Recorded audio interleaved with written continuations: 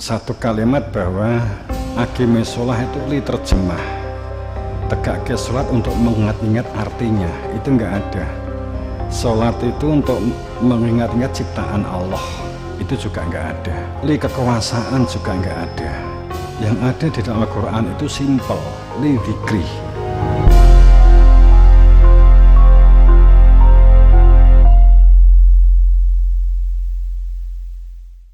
Kemudian hanya dengan sholat, yang kedua mencegah dari kemungkaran, mengingkari berkaitan dengan kejujuran, berkaitan dengan adil, berkaitan dengan benar. Maka obatnya itu adalah sholat dalam makna sholat yang sambung, perbuatan yang tidak mengenal itu kemungkaran. Kalau kita karena nggak mengenal, pasti kita akan meraba-raba. Kira-kira sing bupati ini sing ndi ya? Ciri-ciri niki gini, duwe kuping, duwe mripat, duwe cangkem, ciri-ciri. Maka ben wong ya duwe kuwi. Jenenge meraba-raba, duwe untu. Terus akhirnya mbok delok tenan, mbok uwek-uwek nganggo kukumu. Enek tamu didemek, lambene duwe untu apa ora. Nek ompong duduk.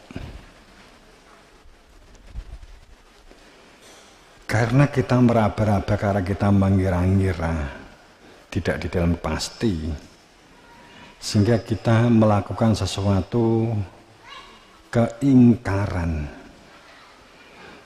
Kalau kita hidup tidak di dalam kepastian, ya berarti kita mengira-ngira, kita menafsir-nafsir. Kan celaka yang orang-orang seperti itu. Kita kan nggak ingin hidup kita bagaikan judi, bagaikan gambling. Semoga betok, semoga utuke menang. Wong utuknya kayak kalah, ya ta. Wong online, utuk online ini akeh kalah. Menang pisan pindho di awal bar kuwi kalah. Mesti dihapusi.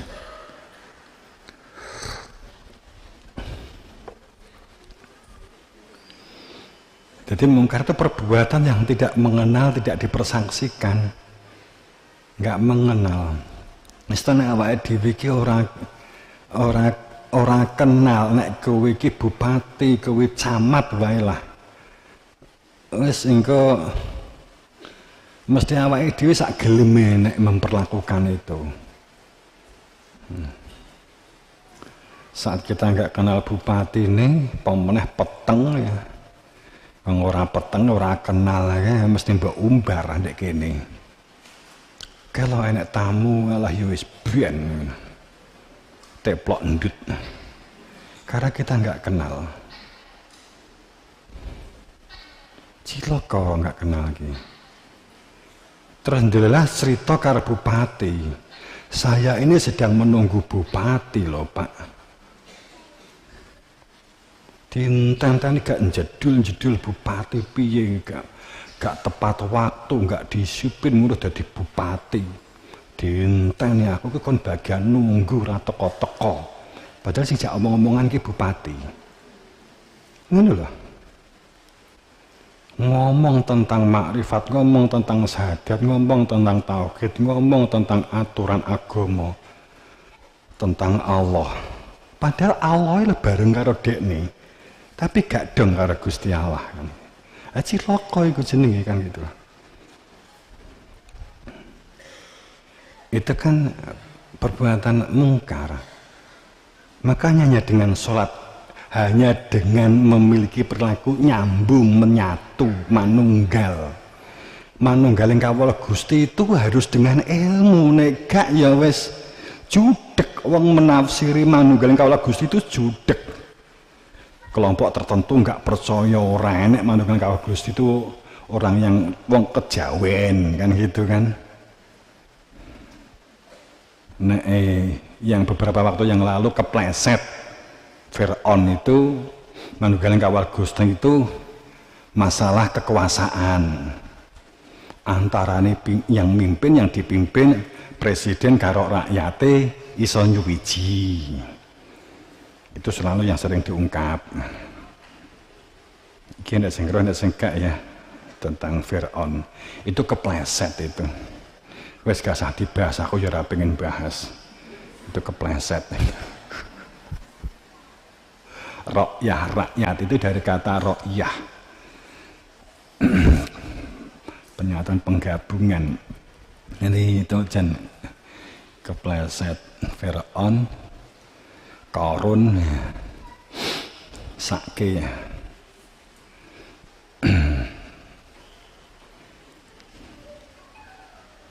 Yang dilalah sing dilokne ya cuwek, pinter tenan Pak Jokowi.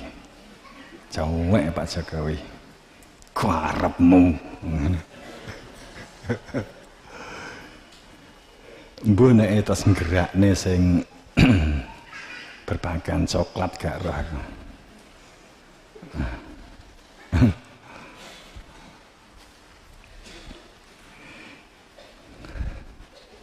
Kemudian juga hanya dengan sholat yang diperintahkan untuk dijadikan sebagai penolong. Iki piye? Iki nek sing gak dong akhirnya kan pada saat kowe iki kena utang, kegubel utang, wis sholat ae. Ditakak, wis nyapa to kok gak metu kok kamar, terus saya sholat. Kan wasta'inu bisobri washolah. Jadikan sabar. Jadi saya sholat dengan sabar. Saya dikejar-kejar karo penagih apa jenenge debt collector. Saya dikejar-kejar, cicilan saya juga urung rampung-rampung. Ini saya hutang, saya tutup sana tutup sini, akhirnya saya kegubel utang.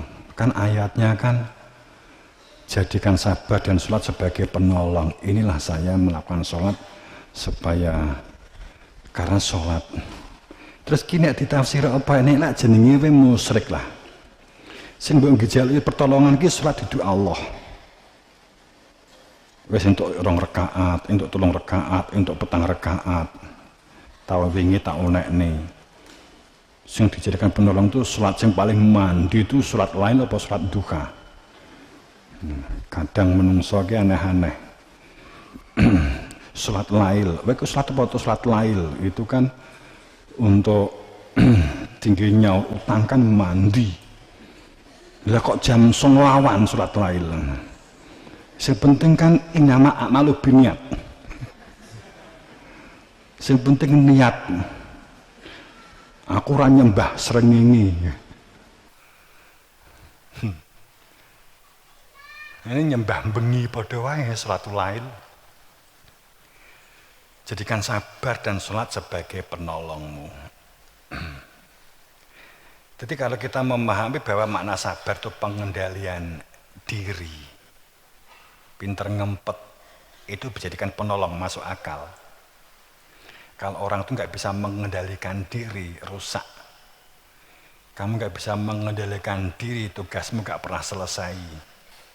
Kalau kita nggak pernah memiliki peduli disiplin, artinya kita berarti nggak sabar, artinya kita nggak memiliki pengendalian diri.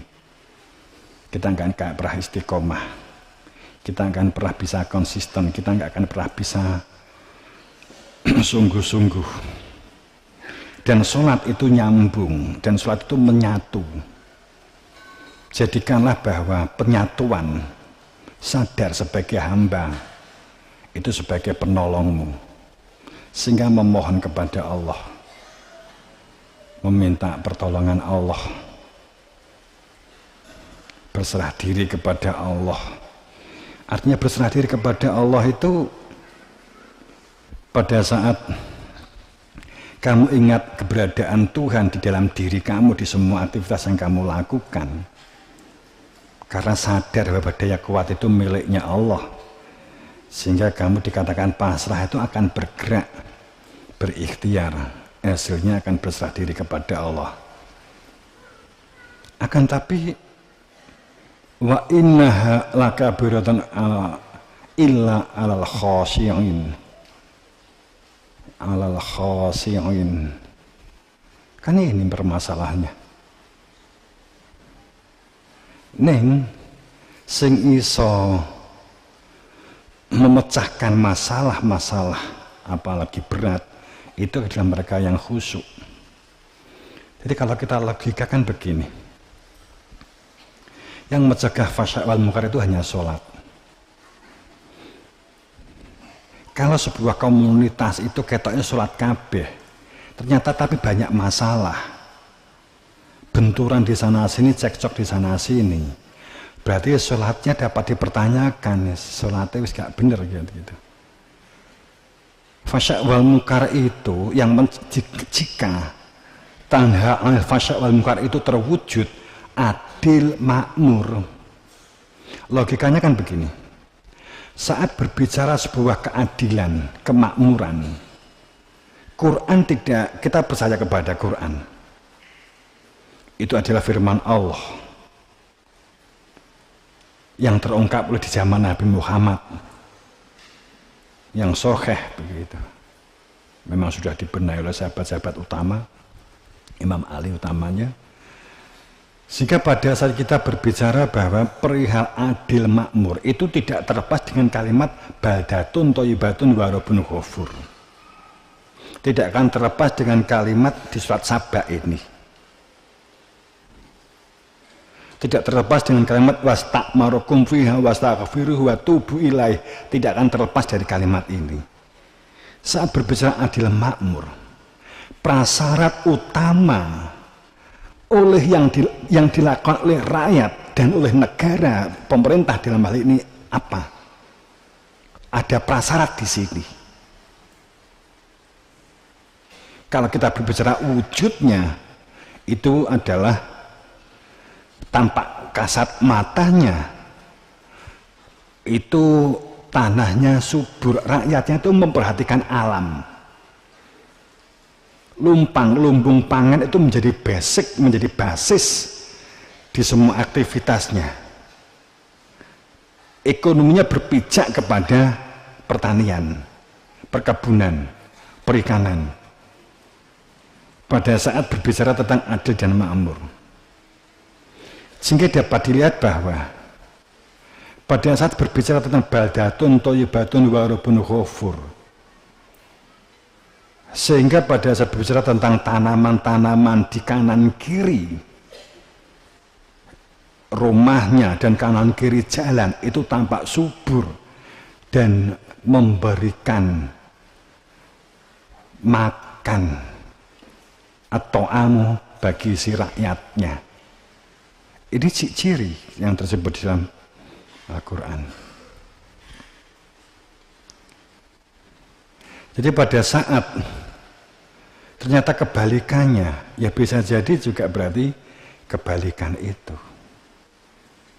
Jika petaninya keserakat, ya berarti itu tanda tidak sehatnya sebuah sistem.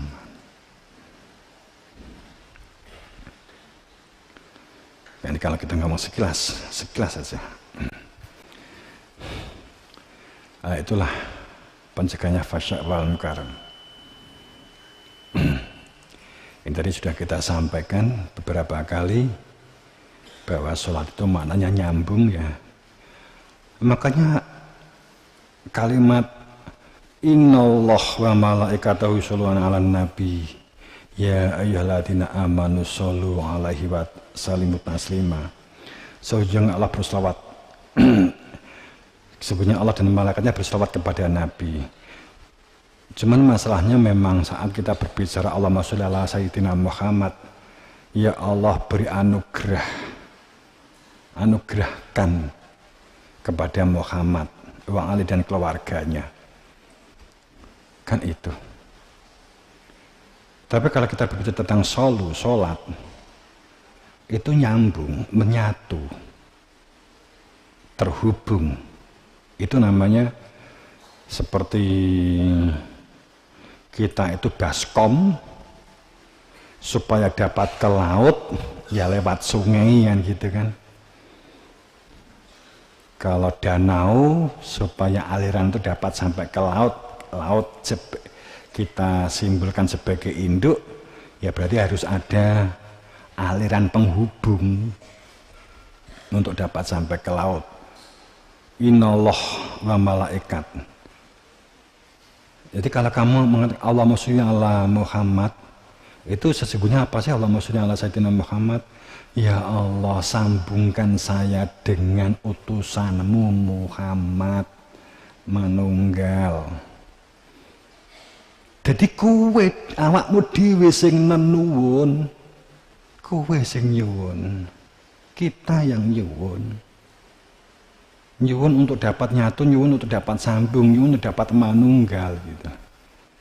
Inallah, sesungguhnya Allah dan malaikat itu sambung kepada Nabi, dalam hal ini Nabi Muhammad. Ewa wong kang iman iki nyambung karo Nabi, maka alaihi, maka kamu dapat kembali wasalimu, dan kamu berada di dalam keselamatan taslima, keselamatan yang akan mengangkat kehormatanmu bareng. Sallallahu alaihi wasallimu taslima. Nyambunglah kamu. Kijane wis enak terjemahane. Jadi sesungguhnya malaikat itu Allah dan malaikatnya terhubung dengan menyatu manunggal. Kowe iki ora bakal iso melihat malaikat bapane Gusti Allah gitu loh. Sesungguhnya Allah dan malaikatnya terhubung menyatu manunggal dengan nabinya. Aku ki wis gawe utusan, yaitu nabi itu. Hei wong kang iman, mula kowe iki nyatu manunggalo dengan nabiku. Allah ngendikan begitu.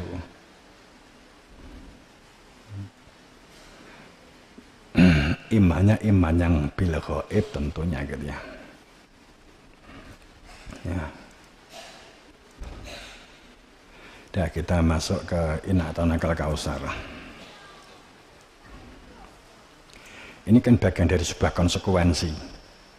Konsekuensi kemarifatan, konsekuensi bersyahadah. Konsekuensi sudah terdaftar sebagai siswa. Inna A'tainakal Kautsar.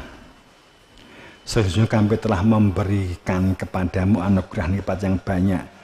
Apa itu Al-Kautsar itu? Ya sering banyak pendapat sih. Kalau kita petunjuk dari guru kita ya. Guru kita dari gurunya, gurunya dari gurunya. A'taina itu pemberian yang berupa anugerah, bisa bersifat yang batin dan yang bersifat yang lahir. Bersifat yang menghidupkan yang batin, anugerah yang menghidupkan yang batin, dan anugerah yang menghidupkan yang lahir. Ini yang saya sempat angkat dalam tulisan ini adalah yang batin. Sesungguhnya ada kehidupan yang juga yang lahir, berdunia, yang wujudnya dengan segala potensi kita, mata, telinga, mulut, otak. Itu adalah potensi-potensi. Cangkem tinggi misuh apa tinggi komunikasi, kan gitu toh. Itu kan potensi arepe rusak apa potensi akan berkembang. Kalau berkembang berarti cangkem ki tinggi komunikasi, gak ngerti tinggi takok gitu. Tapi nek tinggi potensi rusak, cangkemnya tinggi misah misuh gitu. Tangan ki ya potensi, kena bagi potensi, alah golek gawean nangel. Wes tak nyolong, mesti bar kowe nek nyolong jadi pencuri, itu kamu aman kok. Asal enggak sampai sing besar ya kamu nyolong cilik-cilikan, nyolong pitik. Tapi sing jelas ketok tonggomu ben dicekel. Kowe terus saya kemudian dimasukkan di sel 2 tahun. Kowe 2 tahun enggak kerja dipakani. di jero sel aman, nggak usah nek pengen nganggur, caranya begitu.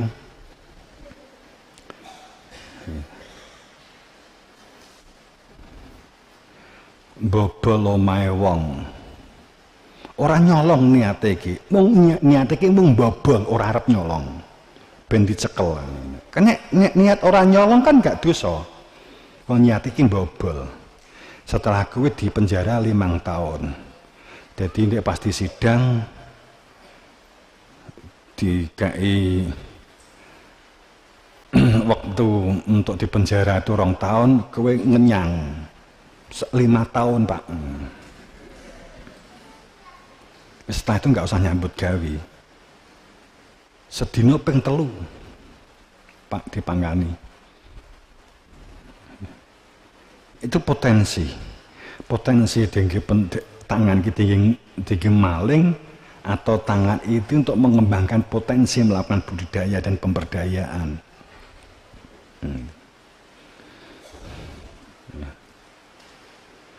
Itu merupakan, tapi Al-Kautsar yang dimaksud di sini adalah mengenai keimanan. Dimaukan berada di dalam keislaman. Jadi disebut Al-Kautsar, anugerah yang banyak. Itu pertama bahwa dimaukan berada di dalam keislaman, yaitu perilaku penuh akhlak, adab, kekeluargaan, dan kebersamaan. Jadi program dan kegiatannya itu dalam sebuah misi kekeluargaan dan kebersamaan. Visinya umatan wahidah,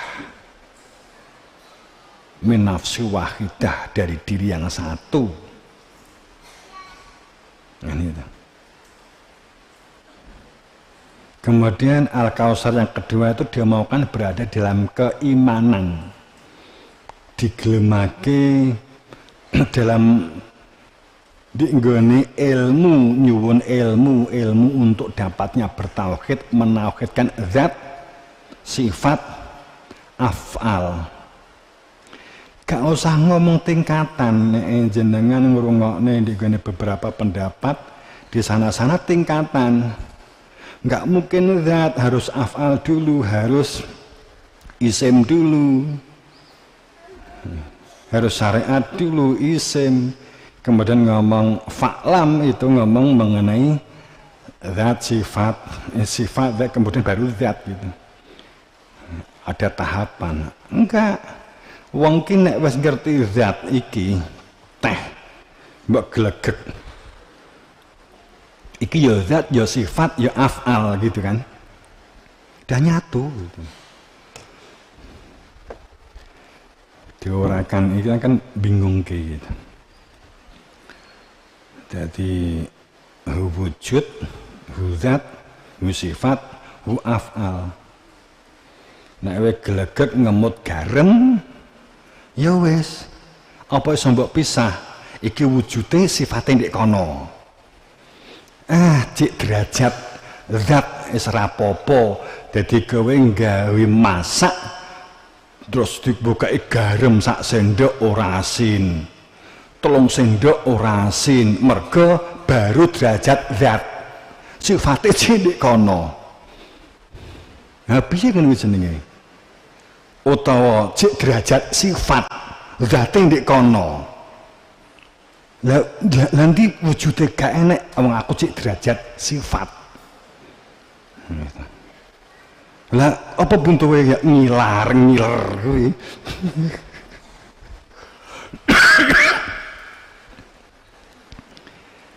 Ya otomatis zat itu disertai sifat dan af'al. Pekerjaan yang menjadikan masakanmu itu menjadi asin. Nah, itu udah nyatu, wujud namanya. Nah.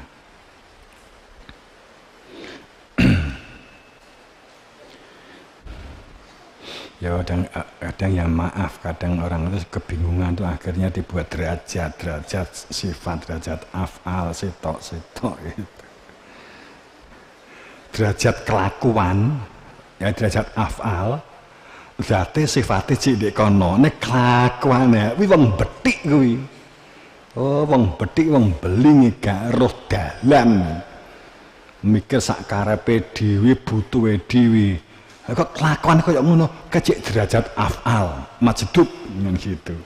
Kayak derajat af'al. Ngene iki ngerti senane wong akeh ngene iki tak.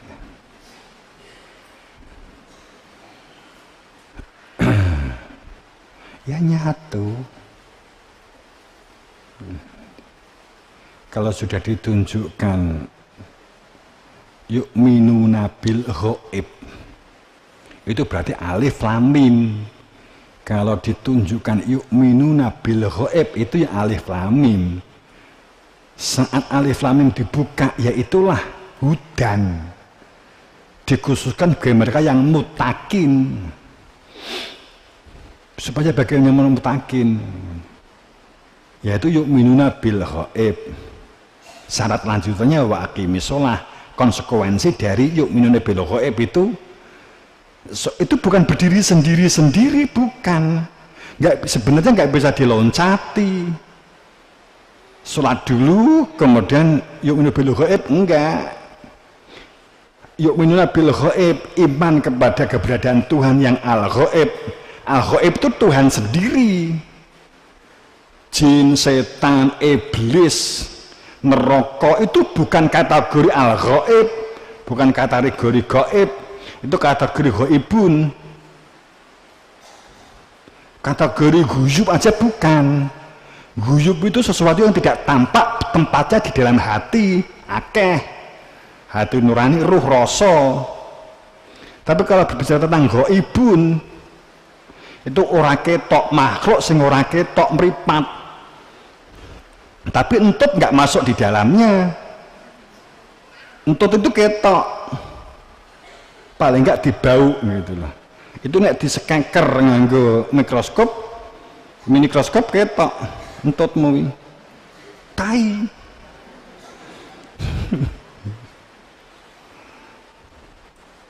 Tapi kalau ghaibun itu jin. Setiap jin itu dulu manusia. Dulunya manusia. Jin itu kebalikannya dari jannah. Nek jannah itu nggon sing penak. Tujuannya apik. Tujuannya dengan Tuhan. Jannah itu tujuannya menyatakan kebersamaan, kekeluargaan, tulung tinulungan. Itu wujudnya jannah. Isinya widodari. Jannah. Kebalikannya demit, jin. Itu nggone di neraka. Nggone wong panas. Itu jin. Enak toh neraka Islam itu kan gak enak toh. Nah gitulah. Gak enak. Ya makna digelemke nyuwun ilmu, makna digelemke di dalam keimanan, itu bukan berarti kemudian kowe akan nek pancen diparingi hidayah lah ya roh-roh gelem. Enggak begitu. Maknanya juga enggak begitu gitulah. Artinya bahwa pada saat kamu tuh menanggalkan ego, karena daya kuat itu milik Allah, sehingga sadar daya kuat yang dipinjamkan kepada kita ditiupkan saat umur 40 hari di dalam kandungan, kemudian dimasukkan, ditiupkan oleh Allah, dipinjami daya kuatnya Allah, sehingga ada kehidupan, kita dapat menjalani kehidupan ini. Saat dikatakan bahwa dimaukan, itu artinya bahwa kamu digerakkan karena sadar daya kuatnya milik Allah, nggak diaku. Itu maknanya. Allah Maha Kuasa, Allah Maha Mengetahui. Ini kalau menguraikan tentang qadar takdir nanti kan jadi panjang gitu ya. Karena orang itu mengatakan bahwa dimaukan itu sepertinya seperti apa ya, barang yang digerakkan kamu sebagai gelas gitu loh. Ini karena dimaukan kan gitu. Enggak ya, karena di dalam diri itu ada ruh daya kuat milik Allah. Saat di aku wujuduka dan pun kabir akhor, wujudmu itu kok aku sebagai wujud, jadi pintermu, jadi arogan, jadi sombong. Itulah nafsu yang menjadikan rusak, sehingga kendalinya adalah kendali nafsu. Tapi kalau bergerak karena sadar sebagai hamba, dimaukan oleh Allah, itu berarti ada ikhtiar, tapi kita dalam kesadaran fakir sebagai hamba yang tidak bisa apa-apa, bukan siapa-siapa, sehingga kita belajar dengan baik. Oke. Jadi sebenarnya bumi yang dimaksud dengan Al-Quran yang mana sih? Siapa Tuhannya? Mana Tuhannya? Mana alamat akhirat? Jika sewaktu-waktu masa pakai jasad habis itu kemana sih? Apa yang diarani jahanam? Apa yang diarani adeknan?